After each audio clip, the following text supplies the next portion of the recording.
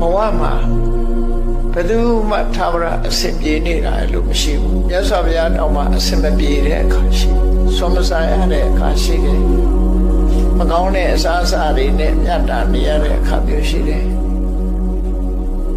လူတို့ရဲ့ကြီးညိုလေးစားမှု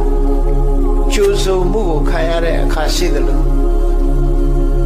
ကြုံတဲ့လူတွေရဲ့ဆဲရေးတိုင်းထွာမှုချင်းချောက်ခံရမှုဆိုတာတွေလည်းပဲကြုံရတာမြတ်စွာဘုရားကိုယ်တိုင်ကိုပဲအစင်မပြေမှုတွေဘဝမှာကြုံတွေ့ရအဲ့ဒီအစင်မပြေမှုတွေဟာ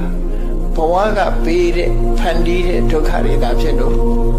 ဘာနဲ့ဖြတ်ကျော်လို့ဆိုဒီခဏချင်းခွင့်လွှတ်ခြင်းနဲ့ပဲဖြတ်ကျော်တခါတော့မြတ်စွာဘုရားမိန့်ကြားခဲ့တဲ့စကားလေးဟာဘုန်းကြီးတို့တွေမှတ်သားပြီးတော့လိုက်နာเสียကောင်းတာအဟနာကောဝသင်္ကမေသဗ္ဗတောပဋိတံတရ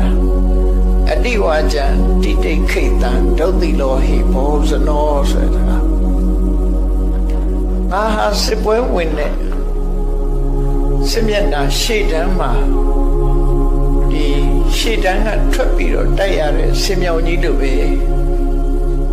စစ်ပွဲမှာရှေ့တန်းကနေပြီးတော့ထွက်ရတဲ့ဆင်မြောင်ကြီးတို့ပဲ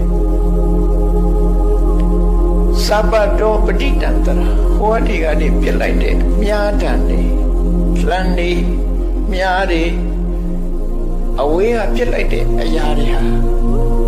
ဆင်ရဲ့ကိုယ်ပေါ်မှာလာကြတာတွေအများကြီးပဲဆင်ရဲ့ခန္ဓာကိုယ်ပေါ်မှာလာဆိုင်တယ်အဟနာကောဝသင်္ကမေသဗ္ဗတောပဋိတံတရအဲ့ဒီလိုခန္ဓာကိုယ်ပေါ်ရောက်ရှိလာတဲ့စုဝေလာတဲ့လေးတံများတံအဲ့ဒါတွေကိုသိခံတယ်အောင်ဤသိခံပြီးလောရမယ်အလုပ်ကိုဆက်လုပ်တယ်နောက်မဆုတ်ဘူးအတိဝါကျံတိတိခိတံလူတွေရဲ့စော်ကားမော်ကားပြောဆိုတဲ့စကားတွေကိုငါသိခံတယ်သိခံမယ်ဘာကြောင့်လို့ဆိုရင်ဒုတိလောဟိမဟုတ်စနောလောကလူအများစုကကိုချင်းတရားမကောင်းကြဘူးကိုချင်းတရားမကောင်းတဲ့လူတွေခြားတယ်မှာသိခံခြင်းမှာတခြားလုပ်ဆရာမရှိဘူး။အော်ဤသိခံနေ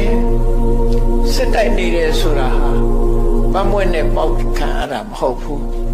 ။လက်နဲ့ထုတ်ခံရမှာဖြစ်တယ်။အဲ့ဒီလို